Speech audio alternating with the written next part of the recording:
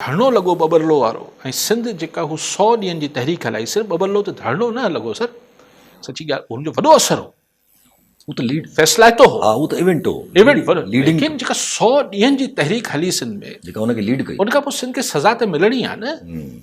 सिंध खे तकलीफ़ त अचणी हुई। ऐं इहे बाहियूं मरियम साहिब खे उतां हूंदियूं, हीअं त ताज़ो त पंजाब लाइ या कंहिंजे लाइ कंहिं छा ॻाल्हायो आहे, सिर्फ़ु वधि में वधि कैनाल्स वारो इशू थियो,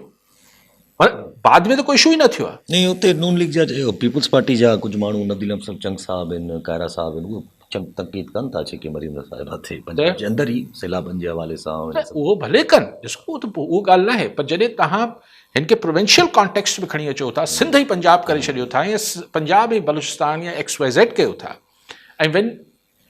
भले तव्हां सिंध जो नालो न खणो, पर जॾहिं तव्हां केनाल्स चओ था चओ था हक़ आहे असांजो, ऐं चओ था असांखे हक़ आहे, पंजाब जे ख़िलाफ़ु केरु ॻाल्हाईंदो त आंगुर कटे छॾींदासीं ऐं मुंहिंजो पाणी मुंहिंजी मर्ज़ी, त हीउ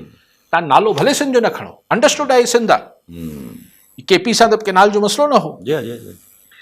त एतिरे वॾे कॉन्टेक्स्ट में मतिलबु ही छेड़ो अगरि ही वधियो त पोइ इहो थींदो त न केनाल ठहंदा, पोइ सिंध छा बि करे, पोइ पीपल्स पार्टी वटि ऑप्शन न बचंदो। ऐं ॿी ॻाल्हि, पर एतिरो तकड़ में मूंखे हू बि थींदे नज़र, ही बेसिकली ॻाल्हि जेका ही जेको ममड़ आहे, ही 27वीं आईनी तरमीम जे हिकिड़े पस मंज़र में आहे, जेको आउं सम्झां थो, मे बि आउं ग़लति हुजां, ही उन लाइ हिकिड़ो जेको चवंदा आहिनि न किताब जे स्टार्टिंग में छा हूंदो आहे, उहो प्रीफेस जेको आहे जेको इब्तिदाई कला ॿुधाइनि था मामला, त हुनजो जेको इक़्तिबास हुजे थो,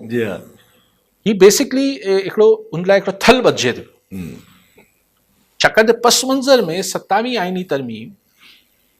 ज़ाहिर पीपल्स पार्टी वारनि सां बि ॻाल्हियूं थी रहियूं हूंदियूं, ॿियनि सां बि थी रहियूं हूंदियूं, त उते कुझु ॻाल्हियूं अहिड़ियूं थी रहियूं हूंदियूं जेके सम्झ में न ईंदड़ हूंदियूं, सो अदरवाइज़ सिर्फ़ु मरियम नवाज़ जे बयानु ॾियण ते ऐं माफ़ी न वठण ते को पीपल्स पार्टी हुकूमत छॾे ॾे, नामुमकिन दुनिया में का शइ न आहे, पर मूंखे इहा ॻाल्हि हज़म नथी थिए।